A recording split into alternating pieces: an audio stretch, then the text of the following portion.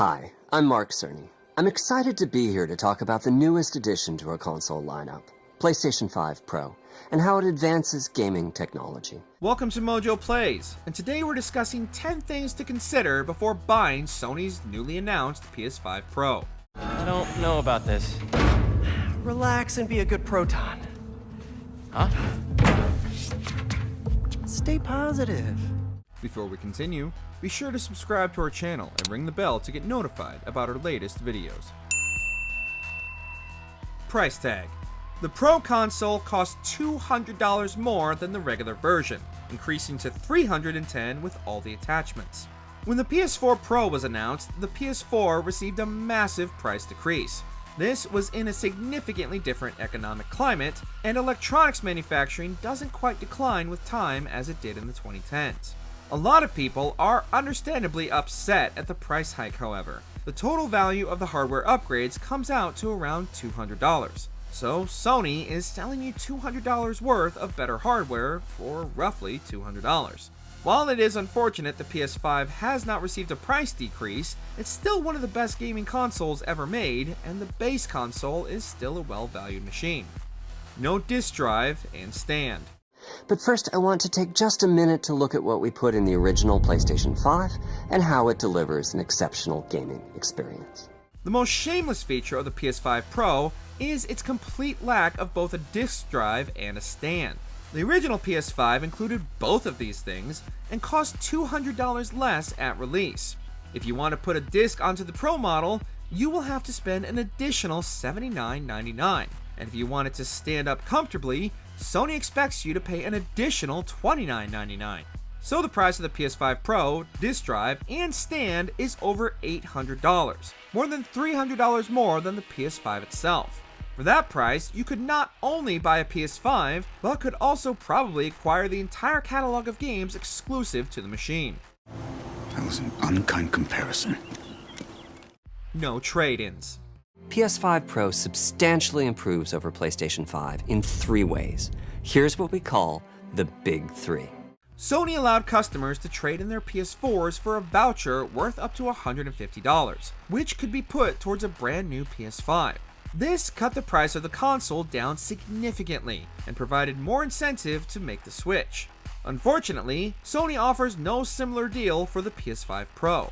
Of course, third-party retailers can still give you money for your old console, but to a lot of people, this can be more complicated than just trading it to Sony directly, and also shows an unwillingness to give any sort of a discount on PS5 Pro purchases, and makes a lot of people think this new console is just a cash grab.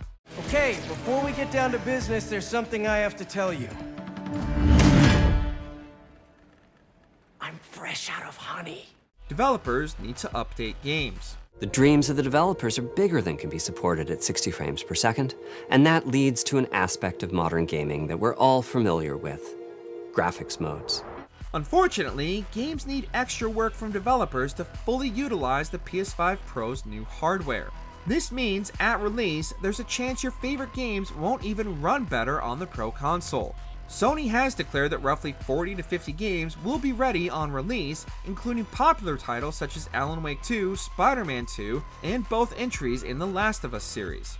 Not all games are on this list though, with plenty of popular titles not receiving the Pro upgrade. Hopefully, as time goes on, more games will be able to take full advantage of the PS5 Pro's hardware, but it makes developers' jobs a lot harder, as they now have to develop 2 versions just for one console. You think a crushing defeat is all it takes to stop me? I mean, yes. Well, think again! PS4 games enhancements. You can't stop this. One new feature is PS5 Pro Game Boost, which Sony claims works for more than 8,500 backwards compatible PS4 games, which can be played on the new console. This will significantly enhance the performance and visual fidelity of past-gen titles, including popular titles such as Bloodborne, which has never received a frame rate boost. This sounds good at first, but the PS5 already promised this exact thing 4 years ago, and it feels like Sony is just trying to sell this feature for a second time. Some people bought the base PS5 for this exact reason, and are now confused why they bought the console in the first place. Additionally, Microsoft has been enhancing old games on the Xbox for years already. We're going to heal everyone. Wi-Fi 7. Drone. It's using this satellite network to track his targets. Oh, you're not getting away that easy. One exciting upgrade is that the new Pro console is capable of supporting Wi-Fi 7. Of course, a router capable of Wi-Fi 7 is needed, but if so, you will have the fastest internet connection possible on a console. Since it's a digital-only console, all your games will probably be downloaded, so this feels like a necessary addition. For those out of the loop, Wi-Fi 7 is up to 4.8 times faster than Wi-Fi 6, so it will provide much more reliable speed and connectivity. An Ethernet port still exists, however, and will always provide more speed than a wireless connection. Sorry for all the jostling around earlier. Things aren't exactly going well, and... Actually, I think you're the only one who can help me right now. Few games. Nice of you to join us. The sorting ceremony's over. There were complications. Complications? One of the things putting a lot of people off the PS5 is its distinct lack of exclusive games. The selection of games truly exclusive to the console is pitiful, with the majority of the most popular titles being available on other systems such as the PS4. Not only this, but Sony has also recently been releasing a lot of their previously exclusive games for PC, giving you even less incentive to buy a console this generation. This was a major criticism of the machine back at release, and after 4 years, it's still just as valid, making a lot of gamers feel like they might as well just stick to their PS4 or even just convert to PC gaming. This system is quite old and intricate. Performance improvements. The Pro version includes the same SSD and CPU. However, the GPU is massively upgraded, with 67% more compute units and 28% more VRAM, making it approximately 48% faster than the PS5 overall.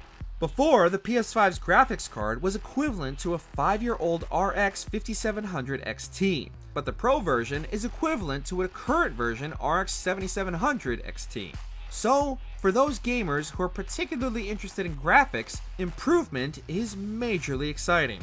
Not everyone feels the same way, however, and a lot of gamers believe improved graphics just aren't enough to sell a console anymore.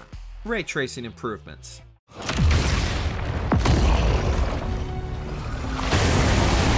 Ray tracing is one of the most exciting game enhancements currently developing.